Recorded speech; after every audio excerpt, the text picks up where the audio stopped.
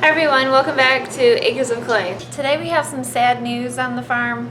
We had a heifer, a good sized heifer. She broke her leg the other night well, it was during the night sometime, and the guys found her in the morning in the free stall. She wouldn't get up. We don't know exactly what happened, but we know that one of her back legs was broke. And the guys got her up and tried to help her out. But she seemed to be in too much pain. And if you know what a cow is like when it goes down, usually it's not a good sign, especially if they split themselves. Like if they go out, let me show. If your legs go out and do the split straight out, more than likely the cow is going to have a really hard time recovering. Well, she went out, but she also broke her leg somehow. And now if a cow goes back and does the splits kind of backwards, they can recover from that. You just have to keep them off concrete for a while and make sure they have plenty of heavy bedding. That way they can easily get up and down. But she went out and broke her leg, and she just was in a lot of pain. You could tell she was moaning. And anyways, long story short, Kevin had to put her out, so she is no longer with us. But since she was such a young heifer and her body, the meat and everything is good, I didn't really want to waste it. And so Ethan that night and gutted her, and we're going to butcher her for meat. I know that's not ideal and it's not the greatest meat, I don't think, but it's meat, and instead of just composting her, we didn't want to waste the meat, so we're gonna butcher her up, and today I'm gonna start doing that. And since it's been freezing outside, we are not too worried about hurrying up and getting it done because the meat is still the meat is very fresh. Today I'm gonna start working at least on 1/4.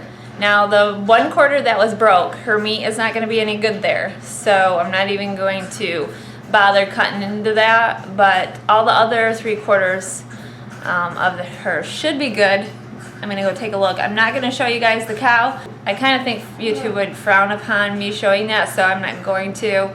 But I'm gonna bring it in the house. I'll bring the meat in the house, and I'll show you how I process it once we bring it in the house.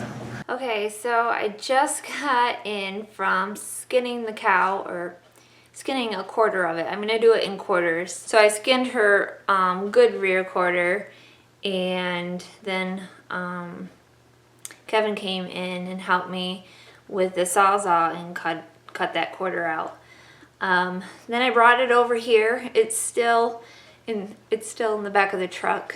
I need help bringing it in because it's kind of heavy, but it's soon to be placed on my dining room table. Some of you, that may be kind of disgusting. So I brought a piece of it in the house, and I'm gonna fry it up and see what it tastes like, because when you have an animal that is stressed or you have a lot of adrenaline running through it, sometimes that flavor will come out in the meat, and the meat will taste bad.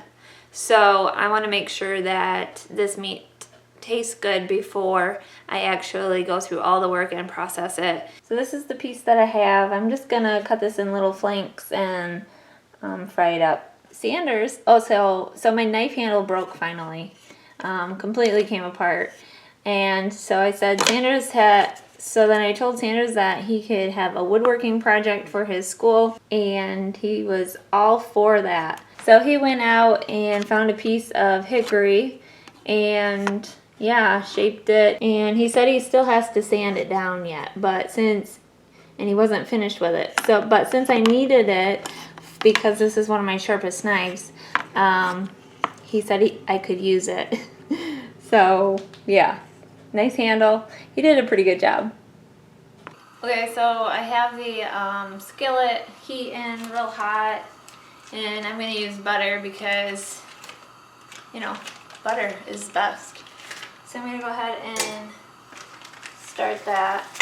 And this made beautiful strips, really thin. So I almost would like to make Mongolian beef out of this. So I'm not going to add anything to this meat because I want it, other than the butter, because I want to be able to taste the meat and not the other flavorings. So I'm just gonna put this meat in my skillet.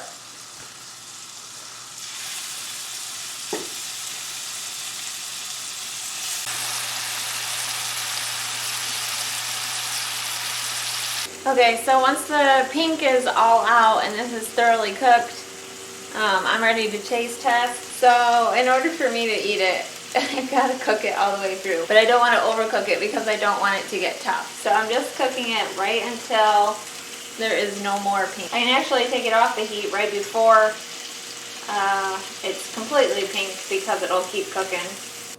All right, here we go. So here we go. This is the cow that broke her leg. I have to get past the thought that this was a young heifer and, you know, the whole thing.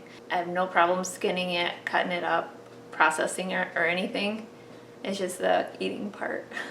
All right, bear with me. So it was pretty good. We've only let her hang for a few days.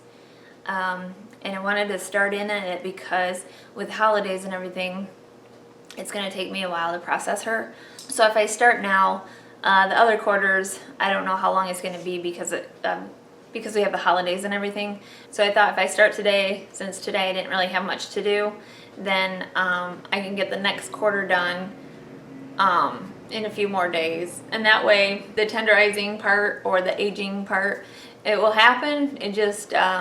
some of the meat will be aged more than the rest, but that's okay. Smells good.